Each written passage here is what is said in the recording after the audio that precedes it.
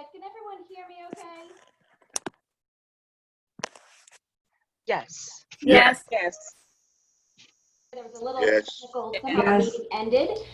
So we're going to give everybody maybe another minute just to get back in, and then we will get started. We are recording this meeting, so if there's anything today, because we're going to be going pretty quickly, if there's anything that you miss, we're going to make this recording available to you so that you can go back and watch it later. And that is really a great thing to use, that recorded feature, because you can then have Canvas open, have your recording open on another device, pause the recording, go try something, and kind of toggle back and forth.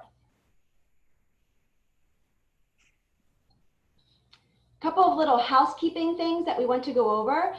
We do have some ITCs moderating the chat. Janelle will be the main person that you'll see on there, but also some other ITCs in the county will be helping to answer questions. So if you do have questions as we're going along, please feel free to add them to the chat. If they're a very specific question or a very question that's very individualized to you, remember that at the end of this session, we will be holding a Q&A time. So we'd ask that any of those really involved questions, instead of putting them in the chat, you just kind of hold that and then stick with us at the end. Another housekeeping item is the attendance. We will be posting a link at the very end of the session, and in order to get the attendance for this session, you will need to fill out that form. It is a Google form, so keep an eye in the chat for that attendance link as well, so that you're sure to be recorded as attended in ERO. Janelle has posted in the chat the session handout for today. If you did not get that session handout, it looks kind of like this, and it will allow you to kind of flow through. We will have a session handout every day. So at the bottom of today's handout, you also see the handout to tomorrow's session so that you can prepare. If you're a notes person, feel free to take notes on that handout as we go along. You also should have been invited to a course, this PWCS Camp Canvas Live. So we've been putting some resources in there for you. There's been some announcements, so if you're not sure how to get to the Zoom meetings or the links, all of them will be either over here in the course navigation in Zoom, or you can access it through the announcement. There is a Camp Canvas Live Wakelet that also takes you to those handouts, as well as some other resources that ITCs have been preparing. And then for each day, you'll notice day 2 isn't published yet, so you can't see day 2, but you will be able to see day 1. So there's some optional homework. If you would like that hands-on element, then we recommend that you take part in some of our homework assignments. Some of them have video element, and we're really going to encourage all of our teachers this year to, in your courses, use those video elements whenever possible. Not just you sharing video, but encouraging the students to share back video with you so that you can make that connection with them. Being solely virtual to start out the year, we're really going to need to try and make those face-to-face connections, even if they're virtual face-to-face, as much as possible. There's some help and resources. How is this happening? There's some help and resources in here as well, some links. And so we're also modeling some of the things that you can add to your modules. For instance, this last one is a YouTube video, and you can see not only does it have some instructions for the students, which can be read using the Immersive Reader feature in the upper right-hand corner. That can also be embedded, so it can have additional features like the closed captioning elements or to change the speed. So that's what's in some of the modules. Again, all of that is optional, but be aware that there are some resources for you. Nisha, can I jump in quickly, just let you know your screen's not sharing, so Oh gosh, we okay. haven't been able to see that. Thank you. I apologize, guys. No problem. I was sharing my screen before it kicked us out. My apologies. Okay, can we all see that now? Yeah. Gosh, my apologies. I was nervous and I had it all set up, and then our meeting ended. So let me show you that one more time. In your dashboard, you should have been either invited to, or you should have been given the link to join this Camp Canvas Live. And then you can see in here, there are announcements. The link to Zoom is off to the left. There are some resources here. This Wakelet will give you all of the handouts. Yeah. And then down below here, there are some other optional homework assignments that you can take part in throughout the week. I'll show you that YouTube video one more time. So this is an example. If you wanted to embed a YouTube video, you can embed that onto a page. Students can read Immersive Readers in the right-hand corner of Pages in Canvas. So you can use that Immersive Reader to read what's on the page and then embed a video, which allows them to use closed captioning and other features. Okay, so we're gonna go ahead and get started. I think everybody is in. Again, this is being recorded, so you will have access to it later on. One thing that we would like to share with all of you is that there are instructor guides in our handout, both instructor guides and how-to guides. And so these could be a resource for you as you are building your Canvas courses. There's a table of contents, so if you had questions specifically about quizzes, you could go to that area and use that.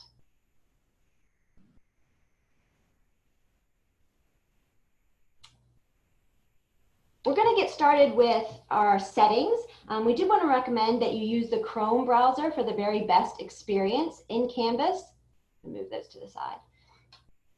The Chrome browser does tend to work better with Canvas, so that is our recommendation.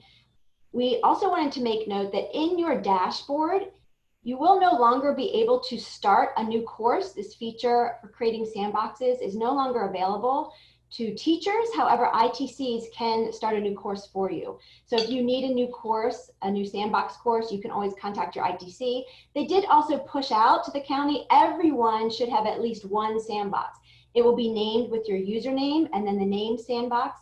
So that's available to you.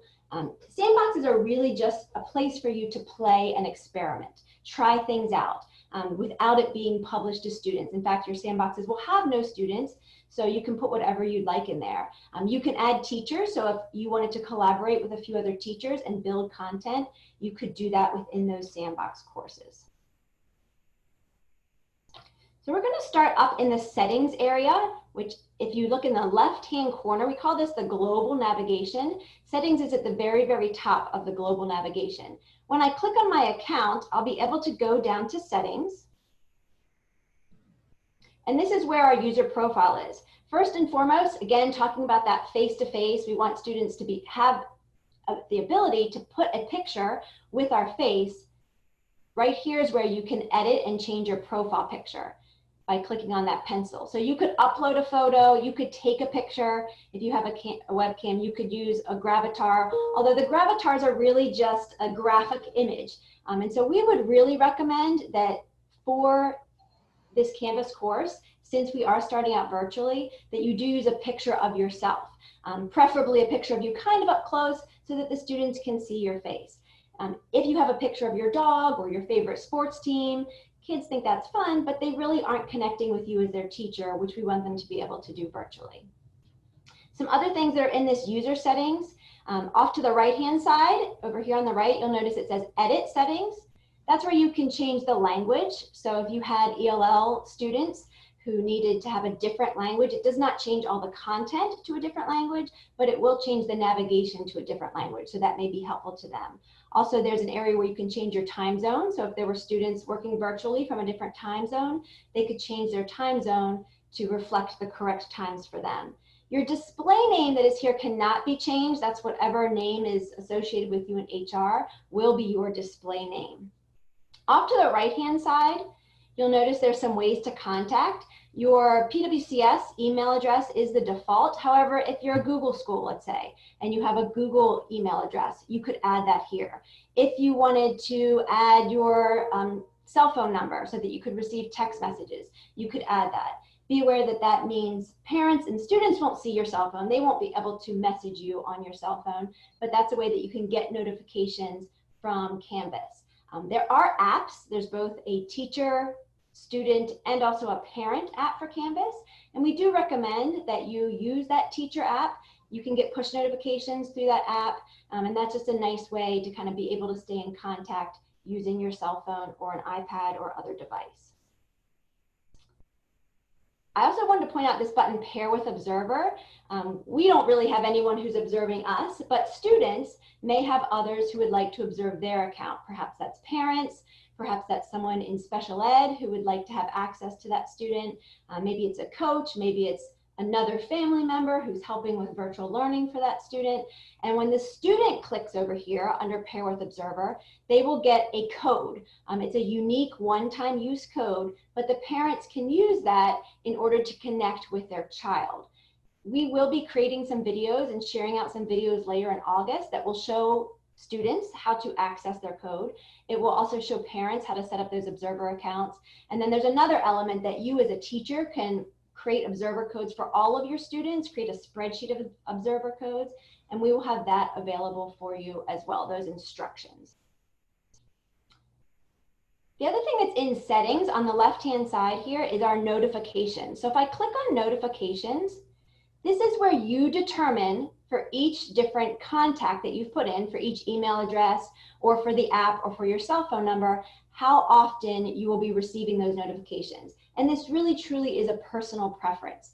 So if I know that I'm going to be in my Canvas class every single day, most of the day anyway, I may not want to have any notifications sent to me right away.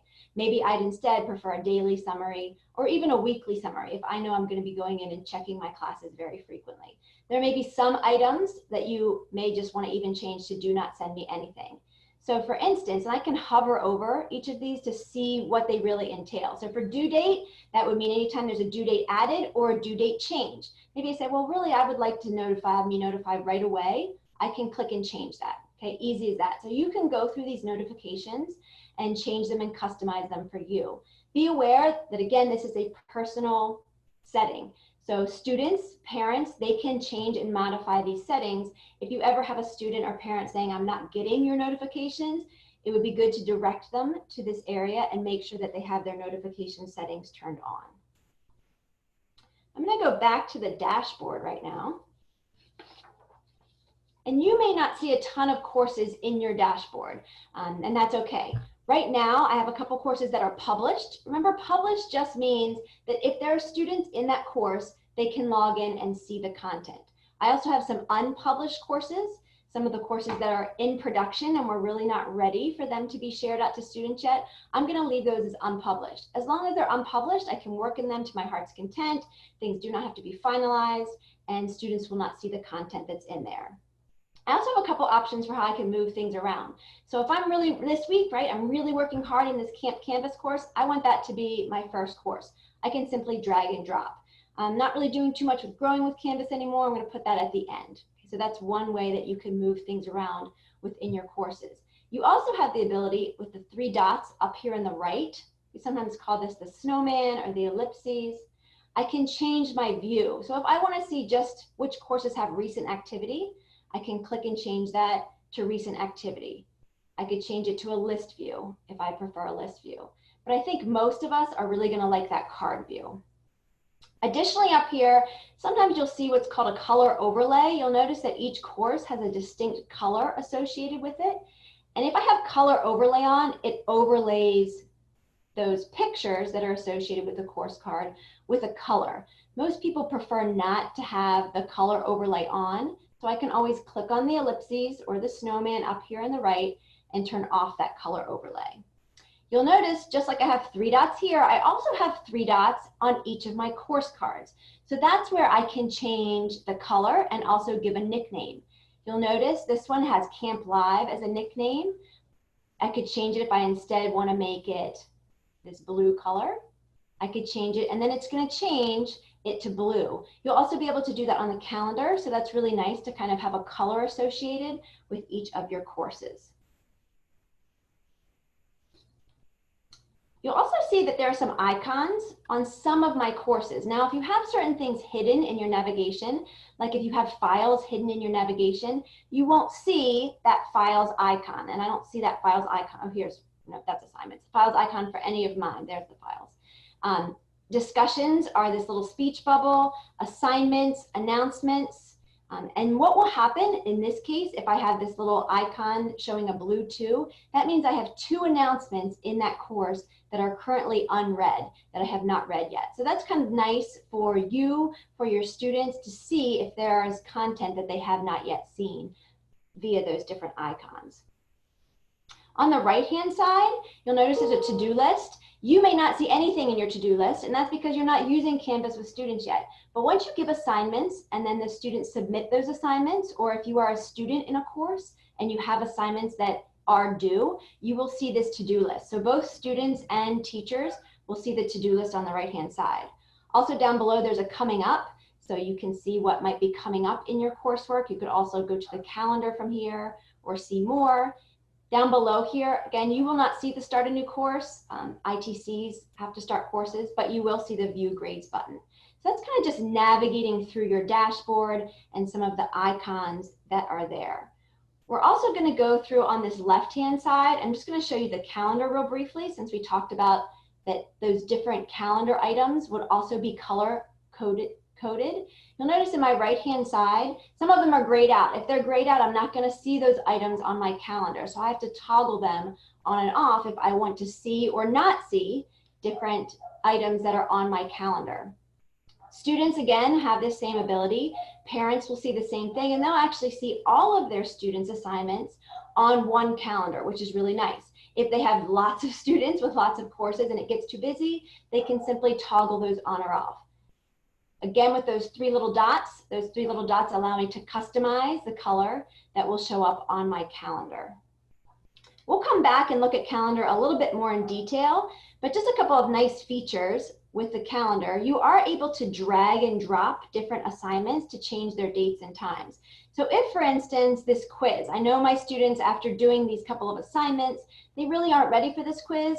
I just want to push that back a day. I can simply drag and drop it. And that's not only going to change it on this calendar, it will change it also within my modules. So that's a really nice, easy to use feature for teachers so that they can change those. Really quickly, to create a new event, if I wanted to add in, for instance, my Camp Canvas Live for 11 o'clock, you can simply double click. I just double clicked on that particular date, and now I can add an event for today. This one is 11 a.m. to 12. And then you'll notice I can choose which calendar it's going to be populated on. It only shows the calendars that I have checked on that screen, on that calendar screen. So if I have them unchecked, I'm not going to see them. This one with your name is your personal calendar. I'll go ahead and show you more options real quick. The more options, if I wanted to add some other content, I have this rich content editor where I could add links or pictures or other details for that event. I could also down here duplicate that event if I knew that this was happening every day for the next 5 days. I could add that in and create that event.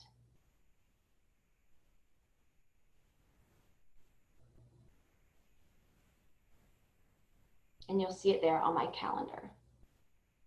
So I think that is a good place to stop for some Q&A. Are there any questions that I can answer right now?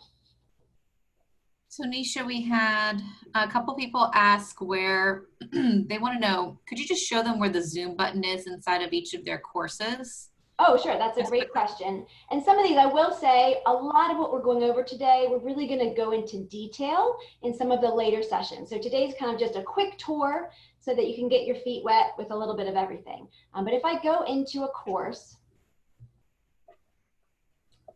oh, moved on me. If I go into a course, this right here is what we call our in-course navigation. In our in-course navigation, you will see here, if I scroll down, I may not see Zoom immediately. If you don't see Zoom immediately, you do have to go down to the settings for that particular course and then to the navigation. And Zoom sometimes is down here at the bottom. So in this particular case, if it's in the bottom, you notice all of those are disabled, which means students won't be able to see them. To change that, you simply drag this up into the topmost navigation. If I want Zoom to be up near the top, because I know students are going to be accessing that on a daily basis, I can put it right there at the top. And then remember, if you do change the navigation, you do have to click on Save in order to save that navigation. Then you'll see Zoom somewhere in your in-course navigation. So for all of our Camp Canvas live courses or sessions that you're going to be doing today, Zoom is right here in the left-hand navigation. So you can always access that in order to join our meetings this week. Any other questions? Yes. How about, could you just quickly show someone in a course, in the course cards, how do they change like that fire image? Okay, so same thing, that's in your settings, which I believe Katie's going to be doing tomorrow, but I can show you that real quickly. In the course settings, you'll notice here's that fire image. 3 little dots is how I'm going to be able to choose an image to go in that spot. And then finally, you were showing everyone on the calendar how to create an event. Yes. Can you show them how to select multiple classes for a single event? I do not know if you can do that. That's a good question. It might actually depend on whether it's an event or an assignment. Like one you can, the other you can't. So let's see which one it is. Yeah, so if I go, another way to create an event, actually, let me show you that. The first time I double clicked on a date, that's one way you can create an event. You can also up here, click on the plus. So an assignment, I don't believe you can select multiple calendars. Somebody else who's on here. I'll click on the event because you're in an assignment. This person specifically. I believe you can only click on one calendar at a time. That is a good question. And there'll be a couple of things. I don't know if your ITCs have talked to you about cross-linking classes. We did discover there's a way to cross-link. So if I had, let's say I teach 4 sections of Math 7, to be able to pull those all into one course, kind of merge them together into one course. We're not sure yet, however, how that will play out when it translates to gradebook. So they're kind of working on that right now, figuring that out through some of our summer school classes. But that may be an option that you could cross-link your courses into one course and then put it just on that calendar, and it will populate for each of the individual sections within that parent course. That's all I had, Keisha. Did you have another question? Yeah, the notification preferences. What if we just leave it alone? Do we have to like do the notification preferences, or can we just? No, I would say a good thing to do right now is just leave it in the default settings. And then if you find I'm getting too many notifications for this, or I'm not getting enough notifications for something else, you can always go back in and modify that to meet your needs. And they may change throughout the school year, right? You may, at the beginning of the year, want a lot of reminders and notifications, but once you get in a groove, you might say, nope, I'm good. I don't need these notifications any longer. And you can go back in and change those. Okay, thank you. Sure. Okay, if there aren't any other questions right now, I'm going to just go through some of the items in this side global navigation. We've already talked about our account and our dashboard. The next thing I'm going to show you is courses. And in courses, you'll see there are a ton of courses in here, some published, some unpublished. If I go down to all courses, it shows all of my courses at once. You'll notice that some of them have stars. If they have stars, that means they will show up in my dashboard. If they do not have stars, that means that they are hidden from my dashboard. So for some of you, especially if you teach something like a quarterly course or semester courses, you might only want to see your first quarter courses in your dashboard. So you could go in and unstar any second quarter, third quarter, fourth quarter courses, and you would do that right under this courses link. You will even show down at the bottom here past enrollments. So some of the courses, once they've ended, for instance, all of our courses in the spring that were pushed out but many of us didn't really use, those will show up under your past enrollments if you needed to get access to them again. We talked about the calendar. We're going to come back to the inbox at the end when we talk about communication. We're now going to go to the Commons. The Commons is really just a repository of things that you have access to that you can use, not just from Prince William County, but also across all of the users of Canvas. Nothing is automatically put here, but you are able to share anything out to the Commons if you choose to. So if you have something, a really great course that you've built out and you want to share that course with your colleagues, you could put it in the Commons. The Commons is also a good place to go if you're brand new and you say, well, I just want to see some examples of what other people have created in Canvas. You can come here and you'll see not only are there full courses, there are also just individual documents, individual pages. There might be individual modules, individual assignments, individual quizzes here in the Canvas Commons. You can preview. So if I wanted to search, let's say for PWCS, to see what maybe has been shared out from PWCS, I could do that. And you'll notice the first couple ones that come up are things that were created by Prince William County teachers. Doesn't automatically catch everything though. So if I search for Prince William County instead, you'll notice I'm going to get some different resources. So it's kind of good to go in there and try a couple different keywords in this search to find what you're looking for. There's also a filter here on the side. This filter, if I said, well, I really just want to see quizzes, I could filter out just the quizzes, or I really just want to see images that have been shared. You could include those. Down below, if you teach particular grade levels, if I said, well, I just want to see courses that are for elementary students, I could do that and it would share only those courses that fit those parameters. You can see them right here.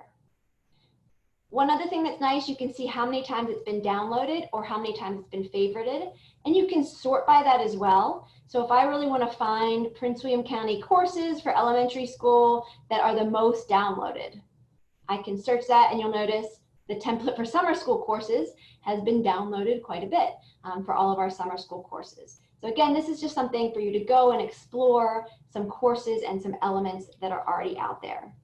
One thing that you can do, if I click on this course, for instance, I can add it to my favorites. So if I want to come back and preview it later, I'm just perusing courses, I can add it to my favorites, or I can copy the resource link if I wanted to send that out to one of my colleagues. You can also import, I'm going to say, just because one of our people in the first session, they imported a course into their sandbox and then they said, well, how do I get rid of it now? You can get rid of the individual elements if you import a course, but there's no like undo button, remove the course. If you import a course, and you'll notice it will give you a choice of which course you want to import into. But if you do import that course, all of that content will automatically be pushed over. So don't take that step of importing unless you're absolutely sure you want all of that content in your course. You'll notice since I favorited a couple of courses, if I click on my favorites up here, it will show me any of those courses that I have favorited. Growing with Canvas is in the Commons. So for those of you that may be brand new, I know there are some brand new to Prince William County teachers out there. You can create a Canvas login. You will not have your Prince William County login until your official start date. However, if you would like to, we can maybe show you that during the Q&A or work with you individually on that. You can create just a generic Canvas account, not affiliated with Prince William County, and then you could work through this self-paced Growing with Canvas course to really give you some more hands-on experience with Canvas. The next thing as we go down below Commons is Studio. Now Studio, we talked a little bit about, you really want to be able to get your face out there. Let your students hear your voice. Not only does that make that personal connection, but it really is more efficient. There are ways they're going to show you later in the week, ways that you can give video feedback to students when you're grading them. So imagine rather than making comments and emailing the student and giving them that typed in feedback, imagine you just create a little video for that student. You don't have to do it for every student, but there may be those students that you say, well, I really need to follow up with them and give them some specific feedback. You can do that by creating these videos.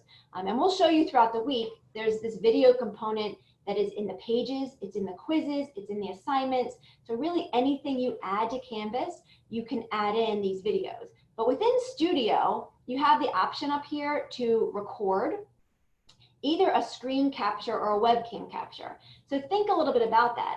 I could record my student instructions for the day, give them a little tour using a screen capture of what they want to do, and then I could add that component into my assignment. Same thing with the webcam capture. You can see here in my studio, here's a couple of examples I used. And I actually left this one. That's an awful, not flattering picture of me.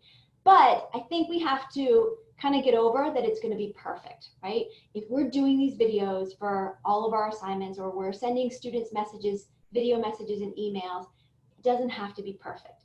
You're not perfect when you're in the classroom, right? Like I'm not perfect, I'm making mistakes here today. And as long as you correct that and you kind of get the students on the right track, I think it's okay not to have to record 18 times to get it perfect. And so when I recorded this and saw what screenshot it picked for me, I thought, oh, should I upload a new image? And I thought, you know what? I'm going to leave that because this is a good teaching experience, that we are all human. And with our time being you know, we are spreading ourselves very thin this year with digital learning. And so I don't think we have to be perfect, but we do have to get our face out there, and we do have to get our voice out there to students. So those are some options. Over under add, you also have the ability to upload. If you have other audio or video files, you can upload those into Studio, or you can paste YouTube URLs. The one thing about adding YouTube URLs to Studio, there may be times you really want to do that. There's a component, which we'll show you later in the week, where you can add a quiz or quiz questions to a YouTube video, which is a really nice feature to make sure you're checking in with students along the way. But it does not automatically give you the captioning feature. You can go back and add captions after the fact, but that is a little bit more work for you. So let me just flip back over to our Camp Canvas Live course.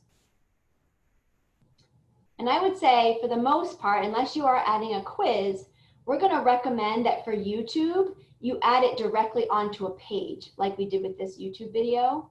And that way, not only does it automatically populate the captions, you can see there the captions are added for you, and students can change that to different languages. You also have the ability to add some additional instructions, which will not only be helpful to your students, but also helpful to any parents that may be helping out with virtual learning. That's a little side note with YouTube. But Studio is going to be very, very powerful this year. You can see here with this little icon, the rocket ship means that I've added a quiz to that particular video. Then down at the very bottom, we have our help. The help has all kinds of resources for you. First off, those guides that I mentioned at the beginning, the Canvas guides can be accessed right through this link. You'll notice there are some other resources here. There is a live chat. So if you want to live chat with Canvas, you can do that. That would be a great help to you if you're working this summer. There's also a support hotline, and that support hotline is available even on evenings, even on the weekends. So whereas your ITC might not be working 24/7, you can use this support hotline and get help with Canvas right away. There is also a training services portal, which again offers some resources. Click on that and just show you real quick. You might have to click authorize, that's totally fine.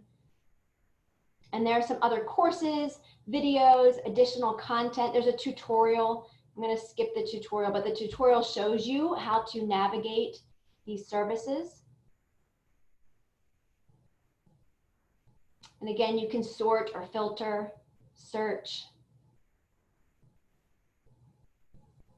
But there are courses, there are different videos and programs that you can kind of peruse at your leisure, videos on specific topics in Canvas.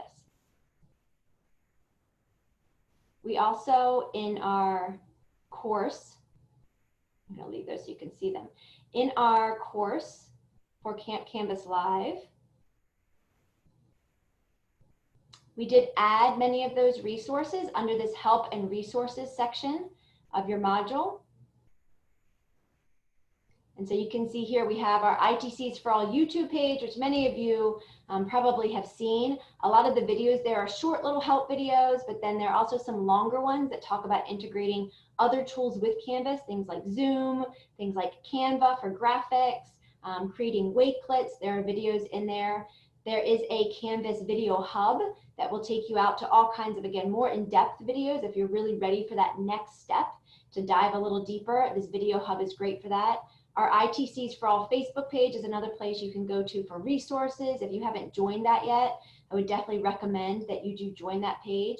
And then all this week, we will be offering our Q&A sessions. However, after this week, if you still need help with Canvas, if you're working in your modules and you need some one-on-one assistance, some of our ITCs have gratefully donated their time for some office hours. And so those sessions are offered on Mondays at noon and Wednesdays at 3 p.m. and you can join via this link.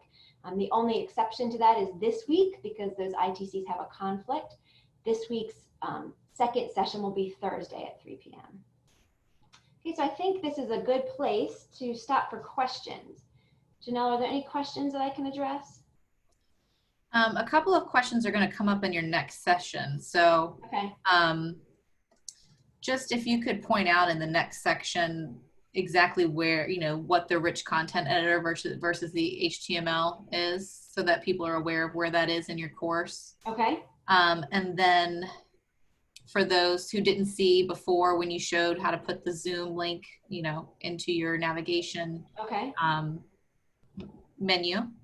And then the other question that I saw up here, how many YouTube videos have you uploaded? Because we have some questions around, do we need to use the safety YouTube link? I don't think so. When I've added YouTube, I don't see anything else popping up around it, but what has been your experience? No, so one of the great things about adding YouTube content within Canvas, instead of saying, oh, go out to YouTube and find this link, the kids aren't going to see ads before the videos. They're not going to see any of that extraneous information that could be a distractor or could be inappropriate. They're only going to see that YouTube video. So that's one of the nice features. There's a couple different ways, which we'll show you throughout the week, to integrate those YouTube videos into your courses, but all of them create a safe setting because those kids only see that video that you have chosen for them. That is all I have for now. Okay, good. So we'll go ahead and move on, and we're in the course right now. So we'll move on to this in-course navigation. Some of the things, the settings, I'm going to go back in there since there was a question about that, but some of these settings they will touch on much more in detail tomorrow. You'll notice at the top there are a couple different tabs. So the first question was about that Zoom, getting it into your navigation. If I click on the navigation tab up here at the top, you will see only these items at the top will appear in the course navigation. The others down here below, I see them as the teacher, but this little eyeball crossed out means that they are disabled. They are not visible to students. If you decide, well, I really do want one of these visible to my students, maybe grades, we want to move that up. Once we move it up and we click on save, then that's going to be visible to my students. You can see now grades is right here in my course navigation. It no longer has that eyeball. You all in this particular class are not getting grades, so that's why we had that hidden. Okay, so that's how you change that. Under the course details, one other thing that I'll just show you real briefly, there's a whole bunch of very particular things which they'll go into more detail tomorrow. There is a more options down here. So this more options has some really nice features. For instance, you notice for our course on the home page, you could see some recent announcements. I could change that because a couple announcements are hidden. We've added a few more. I could show up to 5 recent announcements on my home page. And that's within that course settings. So now if I go home, it's going to show 5 of those announcements at the top. Maybe that's too many. Maybe we want to put it back to 3. And remember, people can always get to the announcements via the link off to the left-hand side here. But that is under the settings. Modules, we'll talk just briefly about modules, because modules is going to be where you put all of your content. It's going to be like a roadmap for students.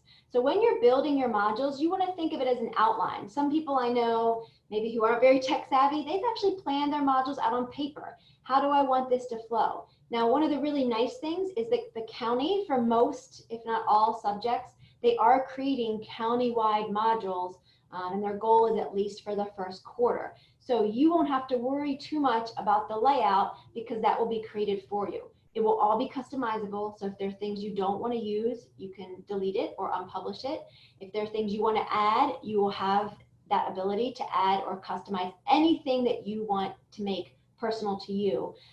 But just be aware that these modules, you want them to be kind of the organizational flow chart for your students. At the top here, if I go very deep into a resource, you'll notice we call these the breadcrumbs. So I can kind of see I'm in my Canvas Live course, I'm under the pages, and then I'm on this particular help and resources page. So you could click home to go back to the home page, or if I click Camp Live up here in my breadcrumbs, that will also take me back to the home page. On the right-hand side of my course, you have a couple of different items. You can see that this is a published course. There are a couple of items where you can import existing content or import from the commons. You can designate your home page. So if you wanted to have a different home page other than opening up to the modules, they'll show you how to do that tomorrow. There's a student view. The student view is really, really nice because I can see it from the student's perspective. So you'll notice as a teacher, these modules down below are not published. I can still see them, but my students cannot. If I wanted to see and double check how my students are viewing things on their end, I can click on the student view button. You'll notice this purple bar, and this purple bar indicates I am now in student view. This is what the students will see. So if I scroll down, they don't see any of those unpublished modules in the student view. One question that we did get, I don't know if it was this session or another session, is about teacher web pages. Really, Canvas should be replacing your teacher web pages. So all those things, those links, those resources, those files, those documents, those videos, all of that that used to be on your teacher web page, that should really now be in Canvas. And a lot of schools are in fact probably going to hide those teacher web pages that are on the website pretty soon, because this will be the place that we want parents to come to. We also don't want you all to have to update things in 2 different places. Also in the course navigation, something important to point out is this people section. I know a lot of folks had questions about how can I add co-teachers? If I'm working on a sandbox with my CLT, how can I add other teachers to add content? And it's within this people area. So right now I can see different people who have joined this course, whether they are students or teachers, shows up here in their role. It also shows me their last activity, which is going to be really helpful for you as a teacher during distance learning. I can see, oh, this particular student, I haven't seen them on Zoom calls and they haven't checked in with my class. I need to do an individual follow-up with that student. I can also see the total activity, the number of minutes or hours that the student has spent in the course, which is really great insight to you as the teacher to see how much your students are participating. If I needed to add additional people, you'll notice there's a plus people right here. And I could add people by email address. So I'll add in their email address and then I'll choose their role. You notice here, this is kind of like a different hierarchy. If I want them to have full rights, I can add them as a teacher. Down that list gives them less permissions. And in your handout, it kind of delineates for each person. So for instance, faculty, they'd have full rights except for editing grades. A TA would be able to view grades, but couldn't have individual conversations with students, and also couldn't add people. And then it's less and less access as you go down. My recommendation, though, it's going to obviously be your choice, would be if you are adding, though, a co-teacher, that you do go ahead and give them full rights as a teacher so they can help with that grading component. They can also connect with students. They can also create content. And then you would just click on next to give them access.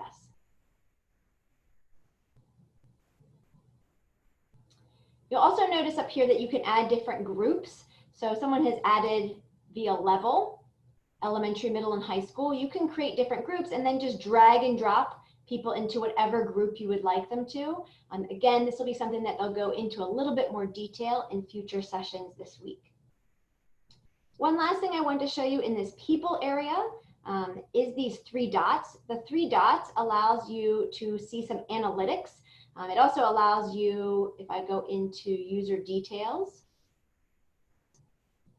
it allows you to get this pair with observer code. So if this was my student and their parent said, I really need that pair with observer code, you could get that code right in here in the pair with observer section. I'll show you that one more time.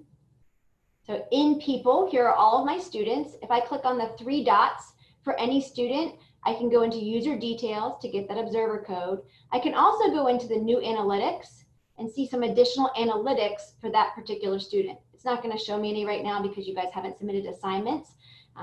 But if you want to stick around for the Q&A session, I will show you a course that does have assignments, how you can view those analytics.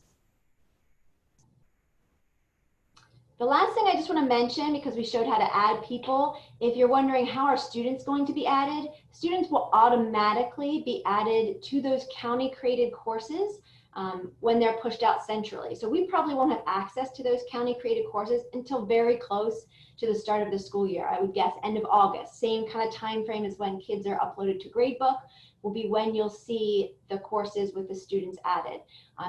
As students enter or leave your particular course, that will happen automatically. So you never will need to manually add a student unless it was something like a club. If you have a Canvas class for a club, that's not integrated into our student information system, you would need to add those manually. If you're a Signet teacher, and again, those kids aren't always added into the student information system under your coursework, you would need to add some of those students manually. But for the majority of the courses, students will be added for you. Okay, any questions? I think this is a good place to stop and ask questions. Just a couple things, and there's multiple people asking this question, so I'm just going to go ahead and answer it if you don't mind, Nisha. Yeah, of course. A lot of people asking about when we'll get our course rosters and our classes with our students in it. We don't know that for now. To be honest with you, I don't know if you've noticed, but after the board meeting, our school calendar was taken down because of the decision to go 100% virtual. So unfortunately, without a school calendar, we can't make schedules, we can't make rosters. So that's a kind of to be announced from the district level. So we won't see those anytime soon. But I did want to just say, for those who are asking about pulling rosters from Canvas, you won't pull your rosters from Canvas. You're still going to go to the hub to pull your class rosters. Canvas is not replacing the hub. It's just interacting with the hub. So a lot of people asking, how do I get my students into my course? If it's a course that is created through a course that you have in the hub, those students will automatically be populated and will come and go based on what their status is in the hub. If you create outside courses because you're like a resource teacher or something like that, then you will have to manage the people in your course. And then the other thing was, there's a lot of people asking about when those modules will come down from the district level that are content specific or grade level specific, and we don't have word on that yet either. They're still working, and Nisha, you can probably speak more to that than I can because you're working with a lot of them. Yeah, I'm working with the secondary science courses, and like we said, that they have a deadline of July 31st where they need to turn in as much as they have completed. But then it's going to take quite a while to get those finalized and pushed out to teachers. So we do not know. We haven't been told when those will be available. I will tell you that there is a lot of great content in those courses. So you shouldn't feel like you have to completely start from scratch. However, those also, I wouldn't say are just, we're only going to use that and I don't need to add anything to it. You're really going to want to customize it and make it your own. There are a lot of features, like for instance, if you wanted to add a Flipgrid assignment, because Flipgrid is associated with a particular course, you as a teacher would have to set that up. If you wanted to give students an editable Office 365 document, which we'll show you later this week, the course designers can't set that up because that's tied to your individual Office 365 account or your individual Google account. So you as the teacher are really going to need to add those customizations. Things like quizzes are not being added right now because there's a concern with copying over the modules with quizzes in them. Summative assignments are not being added right now. So while you won't have to start from scratch, you are going to definitely need to customize those courses. They are also going to be making some content from Virtual Virginia available. So again, I want to alleviate any concerns you have of, oh gosh, I have to build everything on my own. You're not going to have, you're going to have some resources, but yes, you definitely want to be well versed in Canvas. That's why it's great you're here in this course. The sessions that occur later this week are really going to give you the details on how to add that customization that you'll need. Okay, I think we're probably good to move on.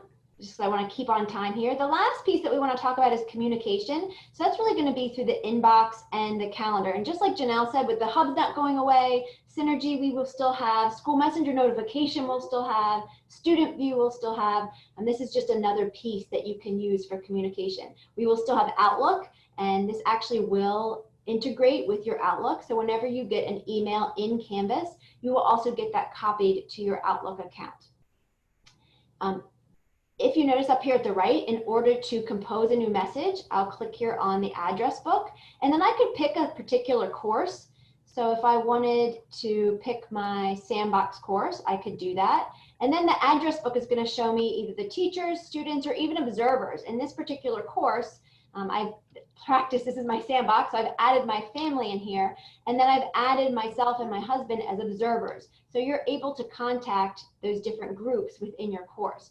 You also, if I change this back to default, this select course, I just leave it. When I click the address book now, I can send messages to multiple courses. So if I wanted to send everyone in my Sandbox and then click again, and everyone in my staff course, I could send to multiple courses all at once. One thing that's nice, if you're sending out to a large group like this, you can send an individual message to each recipient. That's like a BCC, so that they won't see everybody else who is on there. You also have the ability to attach files and then also record an audio or video comment. So this is, again, one of those ways that through virtual learning, we can really show parents that even though we're not in a classroom with students, we can make those face-to-face connections. I would say, at least once a week, just send out a video to all of the students in your class, all of the parents, just as a check-in. You could do that daily with, okay, today, guys, we're going to be going into this module and working on these particular assignments. So that's a really nice component of the messaging system within Canvas. Another thing to point out is when these messages do go to your Outlook account, you can reply right in Outlook. However, if there's an attachment added or you need to add an attachment, it is recommended that you come back here to Canvas to add that attachment. One other thing that I wanted to point out is the translation piece. I know some people were asking, even in some of our optional assignments, if Canvas can translate to home language, and it does not. So for those of you that have a large proportion of ELL students, we do still recommend making use of that school messenger notification system that has that translation element. Then we're going to switch down to the calendar. We talked briefly about the calendar, that you have not only your personal calendar, but also a calendar for each of your classes. We briefly showed you how to add an event, but I'm going to go into a little more detail now. So again, if I'm in the upper right-hand corner and I click on this plus, you can add an event, which I showed you earlier. You can also add an assignment right within here. So in the assignment, we give it a due date. You would assign it to a particular course. You could publish it right in here.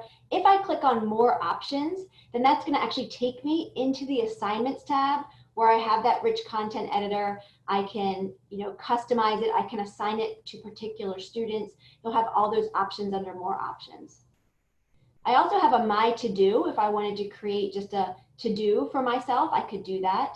And then one that's going to be really nice is appointment group.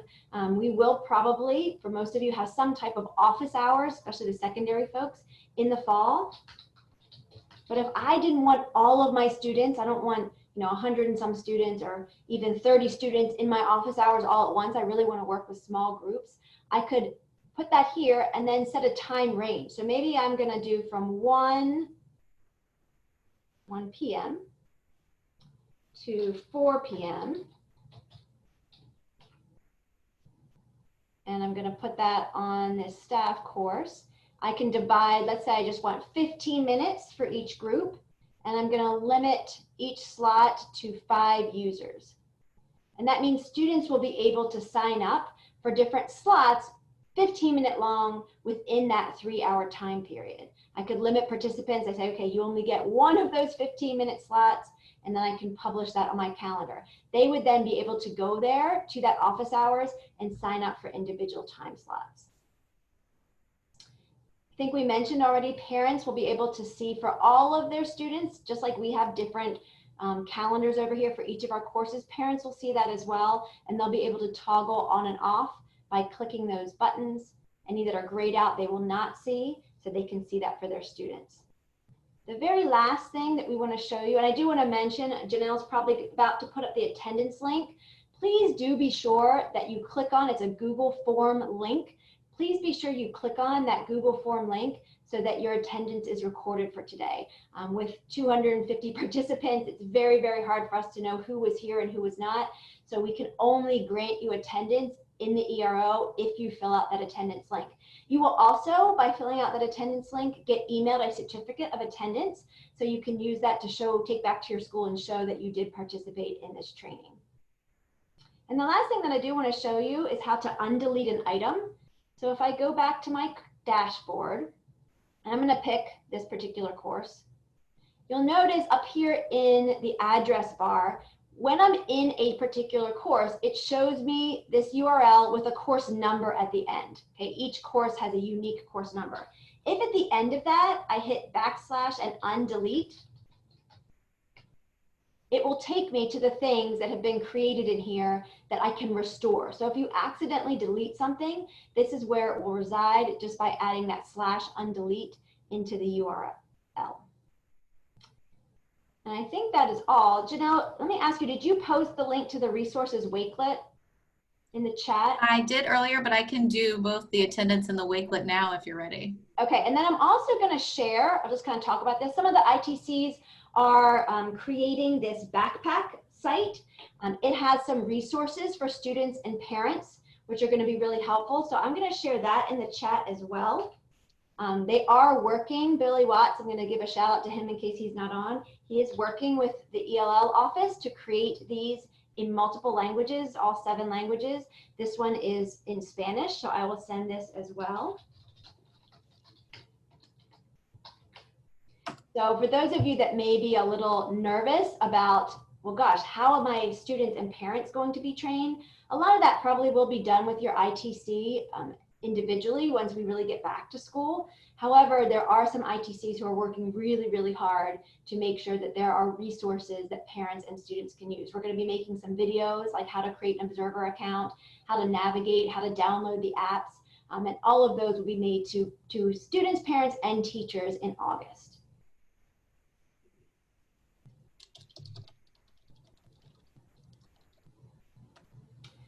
The last thing, while those of you that are still on here, remember we'll be doing a Q&A right after this, so feel free to stick around for that. In our Canvas course, remember there is optional homework, so if you're someone who really says, I would like to get that hands-on aspect, please do participate in the discussion. It's nice to see it from the student side. There's both here a discussion and an assignment that you can participate in.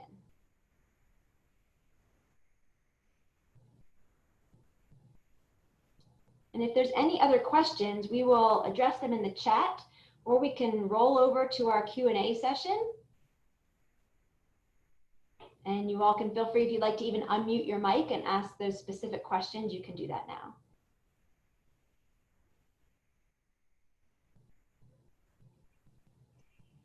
There are a number that I haven't been able to get to while posting links. So if you want to hop on your mic, go ahead and do that. And I'm sure that it would actually benefit a lot of the others with questions as well. So how is the attendance coming through again? There's a link in the chat window. For the question and answer. Okay. It's in Yeah, chat. the one that says attendance and it's like forms.gle, that link is what you will click on in order to log your attendance for today. And that will be every day. So every day you'll have a new link for attendance. I don't see the link. I had a brief message and it flashed right off my screen. There it is. All right. Okay. I had a question about co-teachers. Okay. I tried to add my ESOL teacher, and it looked like what you just did. Okay. She said she never got because I even got a thing saying that they would send her an email so she could accept, and she said she never got an email. And I've tried it twice. Okay, so one thing, obviously verify that her email address is correct. Right. The other thing that you can, once you have invited someone, you'll notice, for instance, this person, it says pending. Uh-huh. That we invite to the course, it should show as pending. And you'll see up here, we have 11 invitations that haven't been accepted. So you can resend those, or you can click on that plus people and do it again. But I would first double check and just make sure, because the email address is exactly as it's used in Outlook. Okay. And it should go to her Outlook account. It should go to her Outlook account. And it also, when she logs into Canvas, Mm-hmm. at the very, very top of the navigation bar in her dashboard, it should say you have a pending invite. And she can click right there to accept the course as well. Okay, I'll work on that. Thanks. Nisha, could you walk us quickly through, you know, starting from scratch, like with a new browser window, how to access Canvas? Okay, sure. So if I open up a brand new browser, the URL is pwcs.instructure.com. So that's going to take you directly into Canvas. You notice I didn't even have to log in because I'm already logged in. Also through your Office 365, if you go into the waffle, you will have Canvas. If you don't immediately see it, I don't go in this way very often, under all apps, you should be able to scroll down and find Canvas. Where is it? You should be able to. I have seen it here before, but it is not showing me right now. Yeah, But But if that, again, if that doesn't work, the URL is pwcs.instructure.com. And it will prompt you to log in if you haven't logged in before with your Office 365 credentials. So just like you're logging in with your for your email, you'll log in and that will take you into Canvas. I have a question. Under your calendar, how do you add my to-do list? Because I see it, I have assignment, event, appointment group. I don't see my to-do list. I don't know how you add that because that is just there for me. It auto-populates based on assignments. Okay. Yeah. So Yep. if you don't have an assignment to grade or anything yet because you've not interacted with the class, nothing's going to be there yet. Okay, thank you. Do you mean you were missing this tab though? That's the way I interpreted your question. You're missing this tab? You mean on the dashboard? Right. Yeah. Oh, okay. Thank you. Yeah, and that also auto-populates for students. They also get a to-do list. Thanks. So that's where we want to really point students to, is to their to-do list. Thank you. May I ask a quick question about the observer? Yes. What is the function of the observer? Do we give them access? Do they automatically have access? How does that work? And does their camera come on? I just, as they are they coming into Zoom, and are the students able to see them? How is So that as the observer, I could actually, while I'm talking, let me pull up a guest window and I'll log in. I'll try and log in as an observer. Give me a second. Okay. So in Canvas, the observer account is really just like a parent insight. So a parent can look in and see what that student is doing in their coursework. So it will show them the courses, who they're observing for, and it will allow them to see the assignments. It will allow them to see the grades. So they're not participating in anything. Their camera won't be going on, but they'll be able to see if you have your modules laid out. The parent will be able to go in and see that. So that's kind of a nice feature just for them to get a look into what their students are doing. Okay, so it's asynchronous. It's not asynchronous, right? Or it is asynchronous. It is asynchronous. So it's really just, it will look just like the student account, but instead it will be parent. So what's great about that is if I have 3 children, then from my observer account, I have access to all 3 of my children and all of their classes in my one account, as opposed to, okay, I'm going to sit down with Susan today and we're going to look at all her classes. And then, oh, Johnny, I need you to log in now so I can look at all your classes. I, as the parent, on my own time from my work computer, can look at exactly what they're doing. That's amazing. Thank you. Sure. And can I ask a question kind of piggybacking on that? If you are a teacher and a parent in the county, is everything like for my personal teaching and for my kids, if I'm an observer, is everything going to show up on one Canvas dashboard? So I would recommend using a personal email address, not your PWCS email address for that observer account. Okay. All right. You have those separated. Okay, perfect. Thank you. Sure. Hi, I have a quick question, and you might have said this already, but like for example, I have 4 U.S. history classes. Am I going to have to post things change each course's Canvas site like 4 different times, or am I going to be able to just do it once for all the kids? Do you know what I mean? Yes. So sorry. It's kind of a 2-part question. That's a very good question, because for many of us, especially for secondary, we teach the same course to multiple sections, or we have the same content. So you will be able to copy over. If we have to keep them separate, you will be able to easily copy over an assignment from one course to another course. That shouldn't be too difficult. Okay. However, there's also an option which we're not 100% sure if we can use, because we don't know how that translates to the gradebook side, but where you can cross-link courses, which is essentially merging, let's say, my 4 sections into one parent course. And then when I add things to the parent course, it populates in all of the courses that are cross-linked. Gotcha. Again, we're not 100% sure if that's going to be an option yet, because obviously when the grades are posted, we want to make sure that the grades for the students go back to the individual classes in our gradebook. Okay, thank you. Sure. For those of us who are new, could you just quickly go over how to get a trial Canvas course so that we can play around with things? Yes. Let me, hold on one second. Let me pull that up and we'll come back to you. Because it'll take me a second to pull that up. Are there any other questions while she's getting prepped for that? Yes, I have a quick question. Is it worth, I'm a specialist, so is it worth doing all my work in the sandbox that was created for me and adding my co-counselor, or should I email my ITC person to create a new course? I don't want to do all the work in sandbox if it can't be Yeah, so I answered you on that one, but I would talk to my ITC because I personally have created a school counselor course for my school that all the counselors are going to have editing access to, where they can share all the different content. And then if you had because you're elementary, Katrina, right? Yes. So, if you had some small groups that you need to work on, separate things with kids where you wanted them to interact with you back and forth, then you could make a separate course with that little small group. Okay. And put your personal specific information there back and forth with those students so that it is confidential. But I would personally, as a resource teacher, if it's not something that you're going to be interacting back and forth and having confidential information shared, if your ITC is setting up a school counselor course for you guys to share, I'd start there. I wouldn't build everything out this summer. Talk to them first. Okay, sorry, it was so many, I probably missed it. I know. Well, thank you guys for all your support with everything, so. You're welcome. I had a question too. It's Christina Mullins.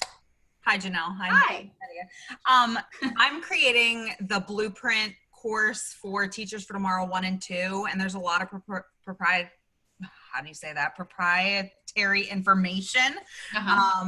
Is there a way to protect that information so that only certain teachers have access to that? Can we protect that information that's in those courses? How many people? Why don't you and I chat about that on the side? Okay, sure. Okay. Going back to the question, and I believe I haven't done this since way back in the spring when we didn't have courses created, but if you just go to instructor.com, I clicked on that, but if you just type in, for the person who was saying, I'm new and I would like to set up an account. So if you just go to instructor.com, you all can see that on my screen, right? Can you see that on my screen? Not yet, Nisha. Okay, let me stop sharing and do a new share. Okay, you should be able to see that now, yes? Yes. Yes. So if I just go to instructor.com and then I'm going to click on K-12, or I can click up here and try Canvas, you can get a free Canvas account. Now that's not going to be affiliated with Prince William County Schools. So Prince William County has some certain things that we have set up that are unique to the county, some certain features that are turned on or some things that are turned off. But that at least could get you a free account to try some of the features until your actual Prince William County account is available.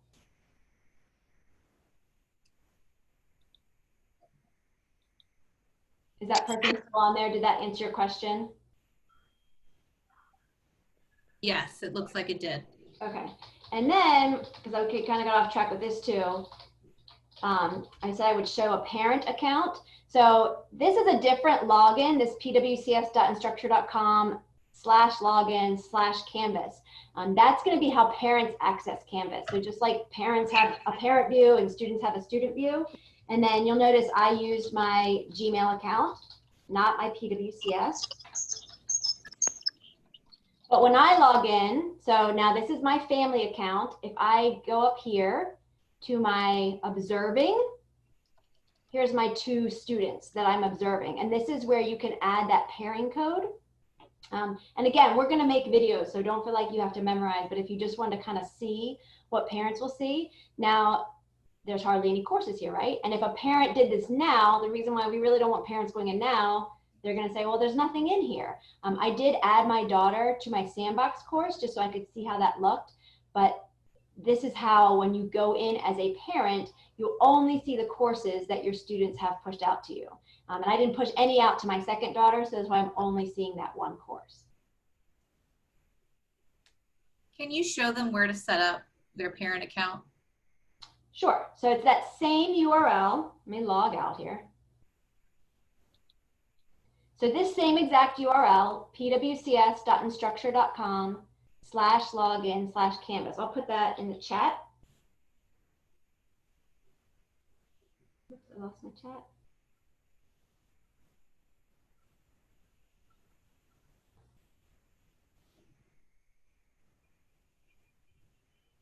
Here it is.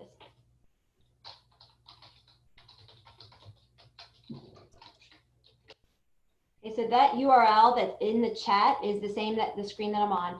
And then you would click here for an account and you'd fill out your name, your email address, your password. You do need a student pairing code. So you have to log in as your student in order to get that pairing code. They'll log in just, again, same way, pwcs.instructure.com. There'll be, when they go into their dashboard, they'll have that pairing code button and they can get that. You can copy and paste it here and then just click on start participating. Then if you wanted to add additional students, once you go into your account under your settings, you click on that observing link and you can add additional students there. So in order for parents to log in, their students have to log in first to get the code, correct? Either the students have to log in and get the code, or a teacher could populate all of the codes, one code per each student for the parents. We don't know the schedules yet, so that would be a wow. No, correct? no, you can't do that yet. But like I said, we really don't want to encourage parents to do that just yet because there's nothing for them to see. So definitely before we start back to school, we're going to have parents set that up.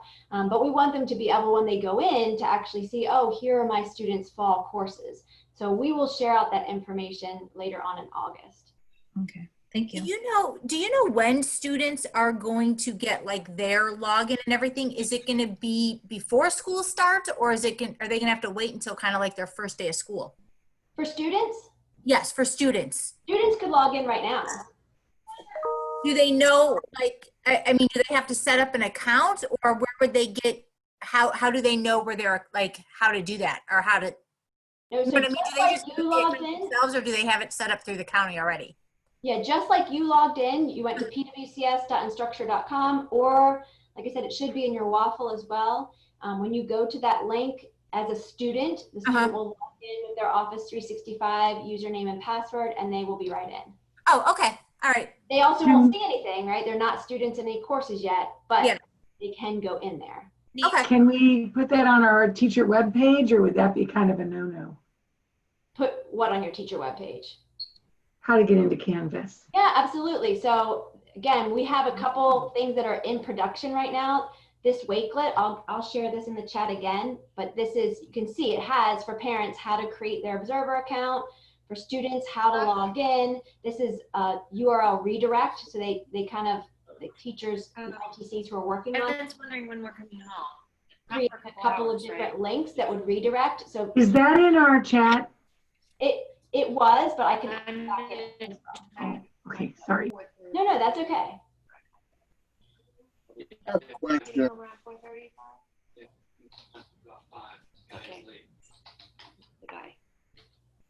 And then remember, we said that's also available in Spanish. So here's the Spanish version.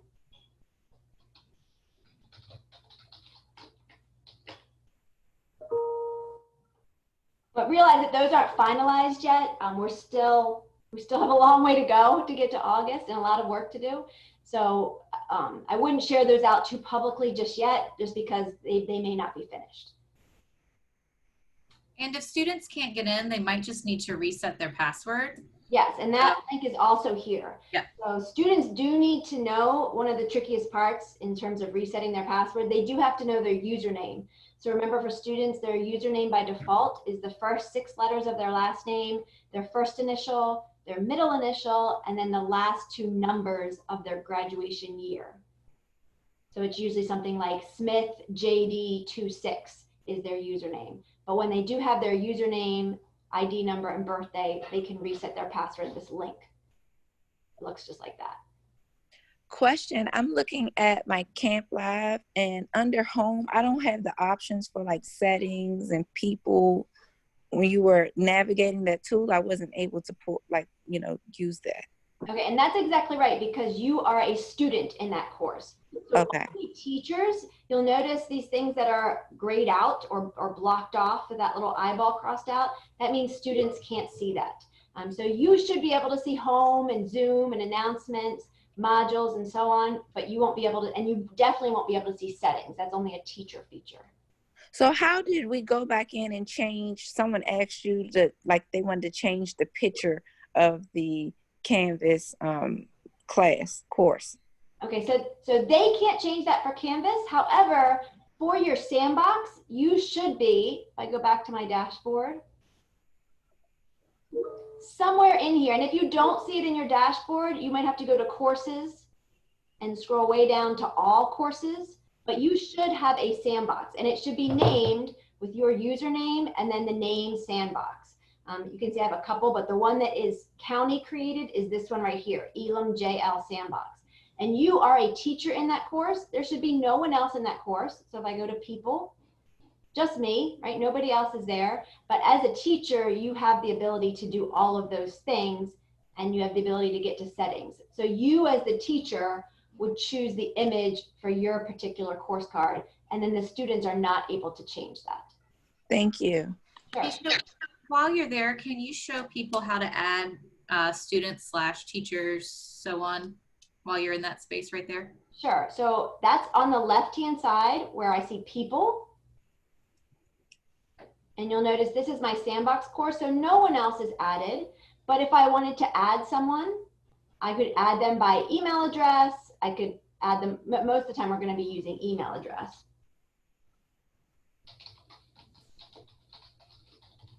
And you would need to know, this is where you do have to be careful to know their exact email address. So check back in Outlook, make sure it's their exact email address.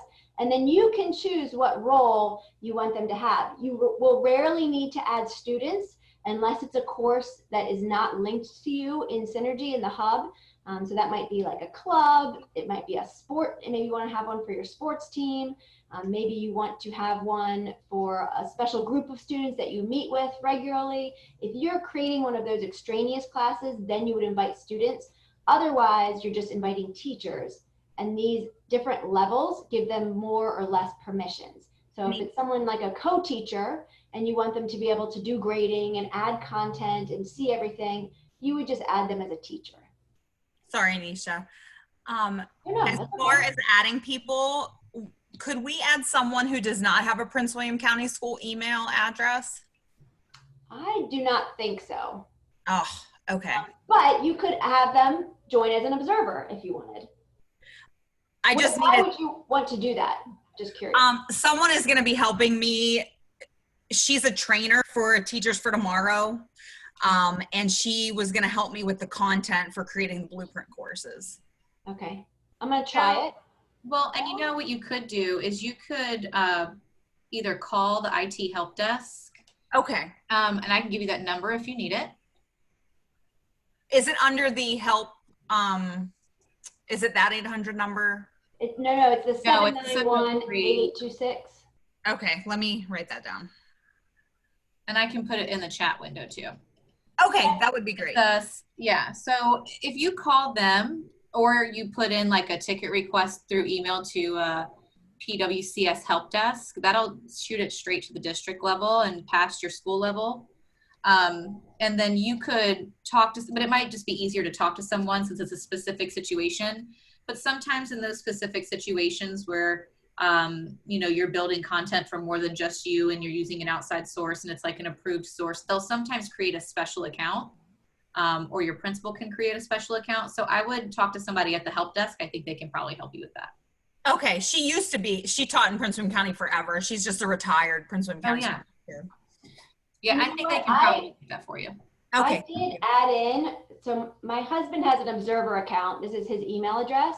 So they'd have to have probably some type of Canvas account, but if you create an observer account for that person, it looks like, I've never tried this before, but I tried to put his email address into my sandbox where he was not a participant, and add him as a teacher, and it looks as though it worked. It didn't see an error message. So I would say maybe try that. You would have to add them as an observer first, but they could even observe, you could add them as an observer over you because you have a pair with observer code as well. Oh, okay. Thank you. I have a quick question. I'm sorry to interrupt. When you are trying to add someone, and there's a list, I think you just went over it, where you can add another teacher, you can add an observer. There was one in that drop down that says faculty. What are, and I've done some Googling and tried to figure out what exactly that faculty person, like what they can do, but what parameters are they set under? Okay, and that's a great question. So you can see here, there's the drop down of the different hierarchy. So this has the most access, and observer has the least amount of access. On the handout from today, if you look, I'm just referencing this, oops, I lost it, here it is. Here are the different hierarchies of what rights they have. So a teacher has full rights. Faculty has full rights except for editing grades. So maybe your co-teacher, you say, no, I'm going to do grades, but you can do everything else in Canvas. A TA, so there may be times when you have a TA that you want to be able to view grades, but not have individual conversations or add people. A designer would not have anything to do with student contact or grades, but could contribute to content. And then an observer is just viewing announcements and doesn't have very much access at all. So that's the different hierarchy of rights that those different people would have. Okay, thank you so much. Because like I said, on Canvas, they have all the rest of them in their guides, but faculty was the only one that I could not find. But thank you for that. Sure, no problem.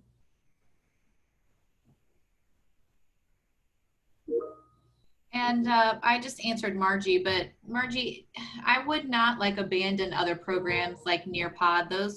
They deliver content and they collect some data that Canvas doesn't do in the same way. So I wouldn't abandon those, but we don't cover those in these sessions just because those are not programs that all schools in Prince William County have access to.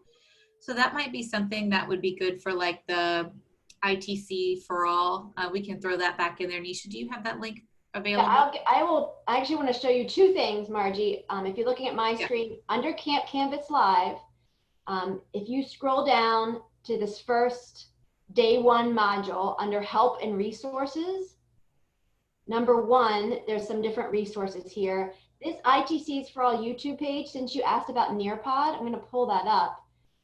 This page has a wealth of different videos. We've done some daily short Camp Canvas videos. So if you say, well, I really want to see just a preview on building modules, I could come here. Or I want to know more about quizzes, I could come here. But Katie does these Make It Work Monday sessions. And one of them was on Nearpod. Here it is right here. Make It Work Monday. These are a little bit longer. So you can see that one is about 36 minutes. But she really talks about in that session exactly how Nearpod integrates with Canvas and how really awesome that integration is. So again, that is under our help and resources. I would recommend everybody really go and just check out some of the videos that are shared here. Katie's are really awesome. Biz Summers, she does these Tackling Your Time Tuesdays, which are really about efficiency and productivity, which we're all gonna need some tips on that for this school year. So that's a great place to go for some additional training. And Mary Elizabeth, I'm seeing your comment in the chat window about there's a lot of Facebook pages out there showing people how to make Canvas pages with Bitmojis and everything. There's actually been a lot of conversation about asking Prince William County teachers to not use Bitmojis as buttons and things like that on your Canvas site because they are not accessible. So more will come out about that. That's kind of like an emerging conversation at this time, but for right now, they're not accessible. So that would not be something that we'd advise you to do. Okay, thank you. Because that was kind of a question that some of my friends and I had. Yeah. As we were looking at them, we were like, oh, they're so cute. Wait, are we going to be able to do that? Yeah, so the big thing, and this one, when I talk about the Make It Work Mondays, Katie actually switched up her topic for today's Make It Work Monday because there were so many questions about accessibility, specifically with the Bitmoji classrooms. And really, we're talking about the classrooms with all of the nice links, right, which really make it interactive. But the problem is that those aren't accessible at all. So if you wanted to use a Bitmoji, like I used a Bitmoji in one of the modules, there's a Bitmoji right there, but it's just an image. That's fine to use. So if you wanted to create that cute little classroom just as a banner for your homepage and it doesn't have any links, that's okay. It's the links that give us problems. And if there are people who really want to use those interactive classrooms, they would have to post the classroom with all the links and then also post all of the links individually to make it accessible. Yeah, there is a specific way, and I was actually toying with it this morning when I couldn't sleep at like 5 a.m. so I didn't quite finish. But there are buttons that you can use in Canvas. You just have to use their formatting, and you have to be willing to play with a little bit of code, where you actually create the button in an accessible way inside of a table that actually has complementary text after it. But yeah, if Katie has something on that Make It Work, yes, or you could also, what's that? I haven't seen it yet because we were here today, but I will be going back. This is ITC still learning from each other too. I will be going back and watching that to see what she shared. But once I figure out how to make the button within the buttons that you actually have available in Canvas, I'll create something for that and post it up on the Canvas Live site too. Yeah, and I saw somebody ask about how to get to the Facebook. So again, that's here. We tried to make this easy so that you could have this as a reference, and this course will be available for you to refer back to even throughout the school year. We don't plan on getting rid of it.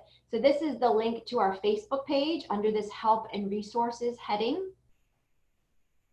And if you haven't joined yet, you can see we have about 2,000 members, and we really are all learning from each other. Sometimes teachers will share tips, sometimes teachers will ask questions.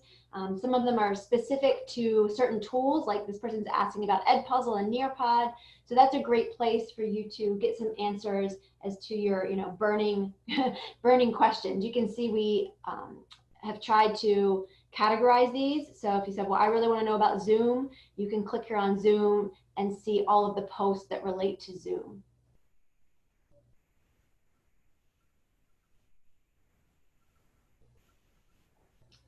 I have a question. At some point this week, we're going to go over actual how to set up a module.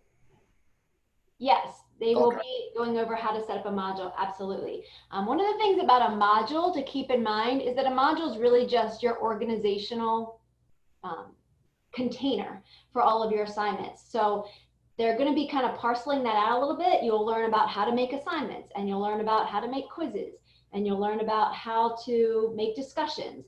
And then those different components, there will be a short part that will show you, you click on the plus, and then you can create from scratch, but hopefully you'll already have some of those assignments created that you can then just pull into your course modules. Okay, thank you. And we do have, let me share one more thing with you, because we did run this same camp in the spring. We know a lot more now, so that's great. But we kind of did the exact same thing. One of the things that I did for my teachers was create this bonus session on modules because they did have some questions on kind of like, I don't really understand how it all comes together. So I can share this link with you. In fact, if you just go to, the link is bootcamp.itcs for all, it will take you to this folder with all of these, but this one at the bottom is that bonus session on modules. Thank you. Sure. May I ask you really quick, can we embed smartboard files in Canvas? I have not played with that very much. I know Biz, I just saw Biz had, again, on the Facebook group, Biz had answered something about that. Let me do a quick search and see if I can find that. I know that you can like upload them as a file for the student to download, but the problem would be that they would have to have Smart on their computer. Mm-hmm. And since we're not providing all students devices, we can't guarantee they all have Smart on their computers to run it. But did you find anything in that? Oh, I was, as you were talking, I did not find the post that I was looking for. But I would say using that screen recording feature is something that you could definitely make use of, because let's say you could just post your Smartboard file, but then that's going to miss those little anecdotal stories that you add, those examples that you tell in class. So instead, if you pull up on your screen that Smartboard file and you do a screen recording and you're talking in the background and you're adding maybe, you even have your picture in the corner, and you're adding all of that accessory content, that's going to be more meaningful to students anyway. So you're layering it into Studio is what you're saying. Correct. So that's perfect. That's a great way, because I couldn't figure out, I thought, well, I really just wanted, if it could be used as a PDF and then I could do a voiceover or but Smartboard only goes into Smartboard. Smartboard does not, it's not friendly. Right, exactly. So this would be, if you're in Studio, over here on the left, I clicked on Studio, and then this record is where it does your screen capture. Now, unfortunately, because we're in Zoom, I can't really demo that. There's a conflict between Zoom, but it will, if you've ever used Screencast-O-Matic, it works just like Screencast-O-Matic. A little outline will show up on your monitor, and you can decide whether you want to show only a portion of your screen, you want to show your whole screen, you want to show your screen with your icon in the corner. Which I think is nice, right? Because the kids can kind of see you talking. Yes, because you do need the voice. Yeah, and that would give you all of those components. It gives your face, it gives the auditory, and then it gives the smart visual. Right. Yeah, and Katie's going to give you links to help you walk you through that on the 23rd in her session. I had a quick question that is sort of a future question. I've been using Canvas for 3 years with the dual enrollment classes I teach, and the dashboard looks exactly alike. The course navigation looks exactly like, with the inbox and everything, and they have the grades function. Will we still, I see that grades is there. Will we be able, when we grade our papers on this version of Canvas, will we have a gradebook page the students can view there, and then it will then be linked to the hub? Or will we have to double enter grades? Or we should not, but we don't know how that quite works just yet. Because this is, for our gradebook, this is a great function in Canvas, that and the inbox, because it would separate your students by class. You will only get everybody in your third period will come into that inbox. The gradebook page is beautiful. They can access it, and you can tell them resubmit and edit it, and they can send it right back and put it in the gradebook for you. So it cuts a lot of corners, and I just didn't know if we were going to have that availability. The intention is that you will. The summer school, as summer school's been going on, they're the ones that have been testing that out. Mm-hmm. So we're just still waiting on, how well it worked. Because I was excited when I found out we purchased Canvas, because I saw all the cool things. And I had 125 students in my other pages, but this function and the mail separation, it's very time efficient for you. Grader attached to this is pretty awesome too. Yeah. Being able to give them actual feedback. Oh yeah. And they can comment right on the paper. They can send you a message. One of my students on June 14th, when my class was technically closed, but I told them when I was going to post for it, because in Nova you post later, he sent me an entire document in a comment page, hysterically, so he could get a better grade. But so overall, it's a great system. I just can't wait to see how it's going to play out. But we still don't know exactly yet, right? That's the intention. Okay. We're waiting to hear that it 100% worked. Wonderful. Okay, thanks so much. You can see here, this is my Growing with Canvas course, and grade every. That's what it looks like. Yeah, you can see here. So at the very least, assignments are obviously going to be turned in to Canvas.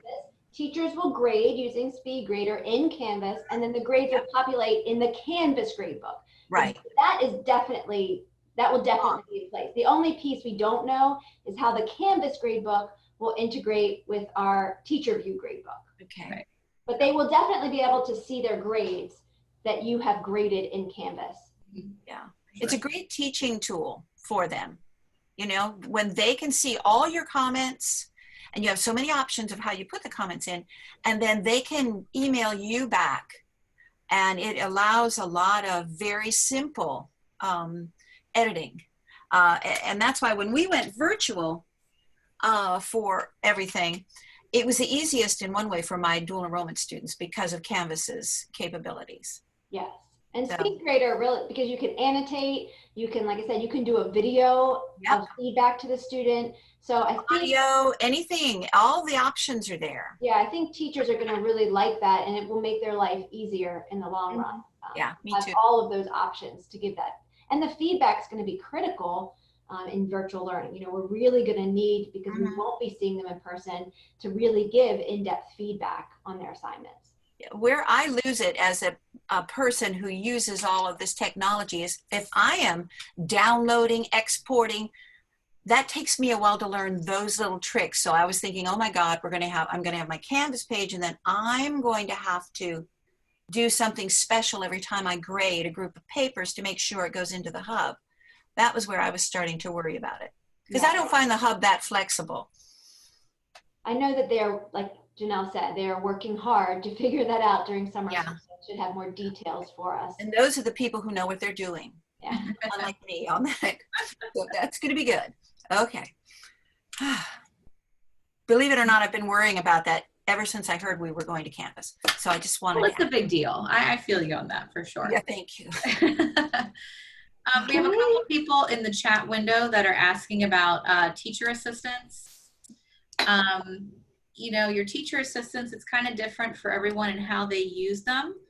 But personally, if you go into add a person and then you look at the different roles and responsibilities that you can give people, you have the role of faculty, TA, designer, and observer.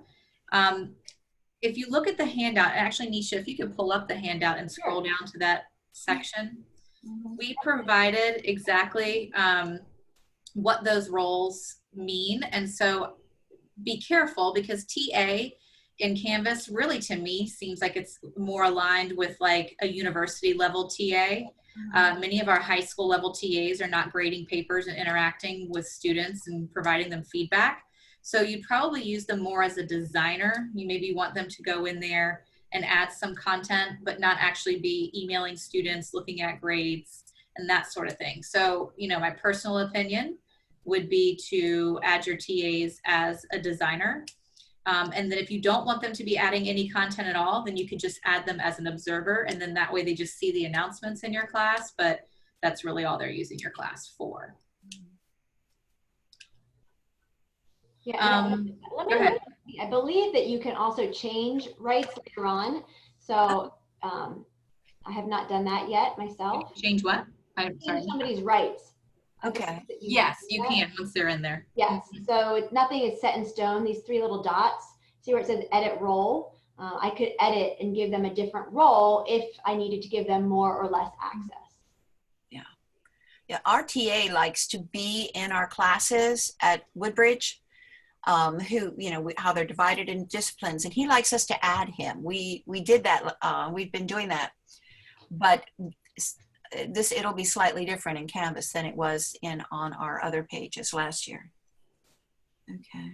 So we have about 5 more minutes before we sign off on the Q&A, and we've also put in the chat window before, if you don't get all of your questions answered here by us, there's also the ITCs for all chat, and then between each of the sessions tomorrow, there'll also be some Q&A as well. So plenty of opportunities to have your questions answered. And I certainly don't mind if anyone emails me. I'm happy to respond to any emails that I get as well. It might just take me a little bit longer than a live situation, but yeah, we've got about 4 more minutes for any questions we haven't yet addressed in the chat window. Yeah, I saw one about the county courses. I know for sure science, math, language arts, social studies, world language definitely have courses being created at the county level. Some of the arts I know I'm not sure if all of them, but I heard from a dance teacher the other day, yes, I'm building modules for dance. And I know art, health, and PE. So there are quite a few, but I would say check with your supervisor if you would like, because the supervisors are really leading that endeavor. So if you would like to know whether the courses are being created for your particular content area, check with your supervisor. And your supervisor can probably even give you some insight on what your particular courses might look like. Oh, so I had another question. In regards to the sandbox, was it necessary to have more than one sandbox? Unfortunately, I was only able to get the one from the district. You can have as many sandboxes as you would like, but you really only need one. Well, so, like I said, when we're going to have those courses populated for us for the most part, those courses will come in just like regular courses are pushed out to you through TeacherView. For attendance purposes, your courses with the content will be pushed out to you. But if you wanted another course, you can reach out to one of us. We could create another one for you, or you can reach out to your ITC at any point. So if you decide, you know, in September, oh, I really like another sandbox course, or I want to create a sandbox course that the other people in my PLC or CLT, we can all collaborate together, then ITCs can create those for you. Okay, thank you. Sure. And I just threw the link to all the handouts for the week are inside of that Wakelet. So if you click the Wakelet link that I just put into the window, you'll be able to get to all of the handouts for all the sessions this week. And we're not right now, you know, facilitating changes in schedule. So what was sent out last night by Katie was, if you signed up for the 9 o'clock, but something has now happened schedule-wise and you can't make it until the 11 o'clock, we're not able to really mitigate that scheduling right now, but we're just asking that you wait until about 5 minutes before the session to log in so that all the people who are actually scheduled for the 11 o'clock have had time to get in and not be on the wait list. So you're welcome to switch the time if you're, as long as you're already signed up for one of the 2 sessions.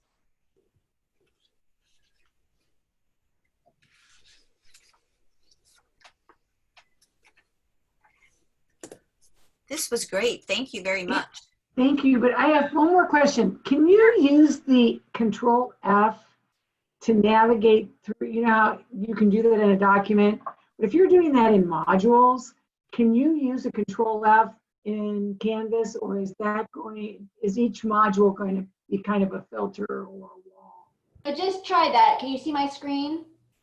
I am seeing your screen. So when I did Control F and I click settings, yes. It highlights. So yes, it looks like it works. It highlights and then it will take me through.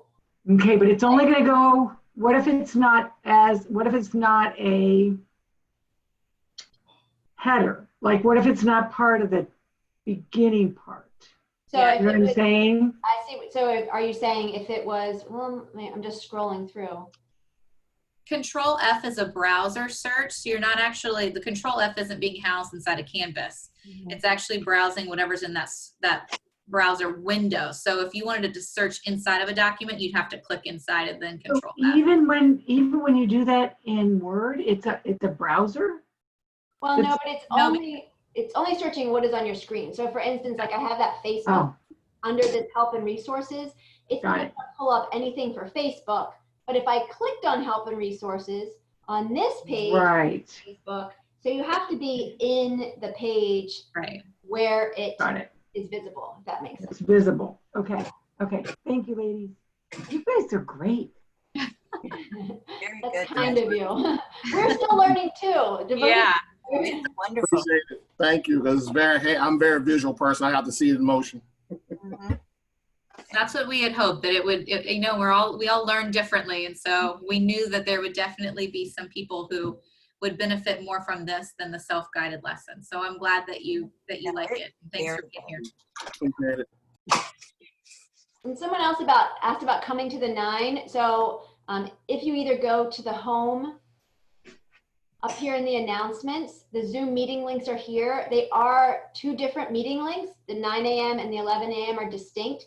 So if you wanted to go to a different session, you would just use whichever links from that particular session.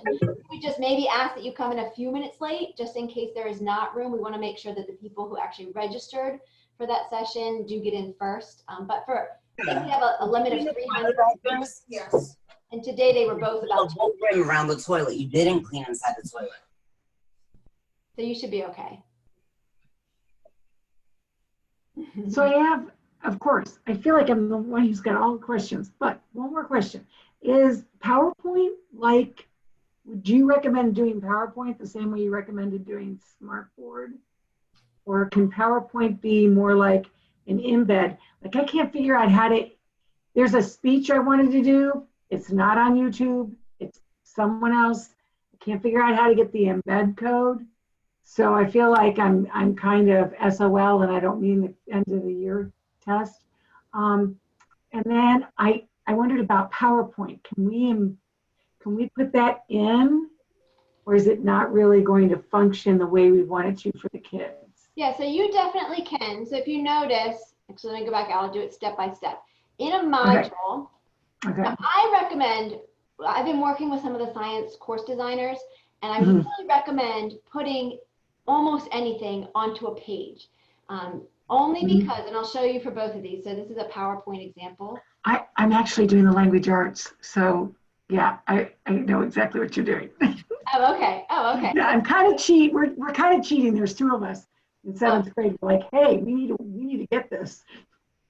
It gives you, what's nice about having the page is that you have access to this rich content editor. So Right. Student instructions here. Right. You can add links, right? Right. And so all of that, all of these features up here to add links, to add images. But I don't know how do we add PowerPoint? So here, there's a couple different ways that you could do that, depending on if it's on Office 365. But if I just upload a document, so I have my cursor here, I go to upload a document, and let's see, let me find one somewhere. Oh. Just a second to find one. Bullshit. That's a PowerPoint. Here we go. Okay, so here's a PowerPoint I've added. And I'm going to submit, and then it adds it right in there. Right. So when I save and publish that, where did it go? He's thinking for a moment. Maybe you've got more tabs up than I do. Yes, I know. I was like, I meant to clean it up, but our last session ran really quickly. So that will actually download it. It's going to go down there instead of opening in the window. That's one way. Yeah, I feel like next to everything that it says like that, for parents and students, we're going to have to type next to it. Please look at the bottom of your screen. It just popped open up down there. I mean, I feel like they are not going to look down there. And then there is another way. Janelle, there's a way to embed it too. Yeah, there is. It has to be, oh gosh, I just started. Can you put it into course files? And then my sandbox and take it from course files and put it in there then? That's just going to load it the same way that Nisha just did it. It's just the same as loading it from your computer. It's just loading it. If it's not a PDF, it's not going to open in that window. Well, no, so this one, that was the same one I just added. So you notice this one, because I added it as a file, it does open. So if you as a file, the only downfall there, so let's go back and do that. I had remembered we had done that at one point, but I've been staying away from that because it doesn't give you the ability to add those instructions. I love those files though, because if you go over and grab it from the file and pull it over, it has a tendency to open right there for you. I just can't get something that's like really big to go a little bit smaller. It just comes up really big. I am, disclaimer, the link that I just threw up into the chat window, we did not create that, and I don't, it's not a PWCS tutorial. But it's the 4 ways to embed PowerPoint into Canvas. It's what I've been using to kind of play with the different ways you can embed. Because there is definitely a way that you can go into Office 365 and get embed code that will allow you to adjust those dimensions, kind of like what you were talking about. I know I'm not good with embedding codes. I mean, I was listening, very impressed. I mean, like copy and paste a link. Oh, okay. Yeah. Yeah. So, I mean, maybe check out that video. I'm trying to get it to scroll for me, and it's not scrolling. Oh, the chat window? Yeah. Okay, so now, no, it's just really, okay. I'll let someone else ask you questions. But yeah, I threw the video up in there. So see if one of those 4 ways works for you. So, oh no, that didn't work. I tried just copying it, Janelle, copying the link from this session, but it did. Yeah. Just the link did not work. No. There's But a there is a special way. place. There's a special place in there that you have to go in and get it. I just can't recall where it is. I can't remember either. I do not remember, but there is hopefully, yes. Come back. We'll research that and come back tomorrow. Yeah. With some more answers for you. Because I just pasted the link as an external link and it didn't work. Okay, well, I will because I'll be honest with you, I can't get my chat to move anymore and I don't know why. Well, we will figure it out and we It is will struggling. share it for sure. But yeah, this is a good example of we're supposed to be the experts and it is a lot of trial and error. So you just have to. Oh my God, that's why somebody mentioned, I don't know if you guys have any input, but one of our principals sent us out something that said, well, we're gonna have our PD. We could have our PD in school or virtually. And I'm like, I want to practice virtually. Like if we can't put a lot of stuff in the chat, and I'm struggling with this because kids will blow the chat up. They can type so fast. Then maybe my Q&A should be in a different place. You know what I mean? Like what we're doing right now is really important. Yes. It's seeing what the glitches can be. Yes, and just practicing and yes, and just being comfortable with it. You need to, as a teacher, you need to feel comfortable because that's going to carry across, that confidence will carry across to your students. Yeah. Okay, so we are definitely a few minutes over, but hopefully everybody, it looks like the chat window calmed down a bit and everyone really got a chance to ask their questions. So like we stated, there will be some session Q&As after the sessions tomorrow. We've put in the chat window a couple links to the ITCS for all sessions that you can attend to ask questions that are not just Canvas specific, but lots of different questions. And then I also added into the chat window a bit back the Wakelet link where you can get all of the handouts for the coming sessions. But that Wakelet link is also inside the Canvas Live course where Nisha is right now. It's actually the very first link in the modules. You can click on it there and get to it.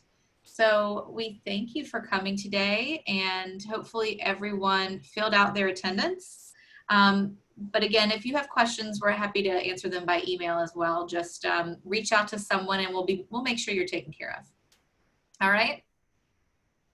Have a nice day, everyone. Thank you. Thanks so much. See you tomorrow.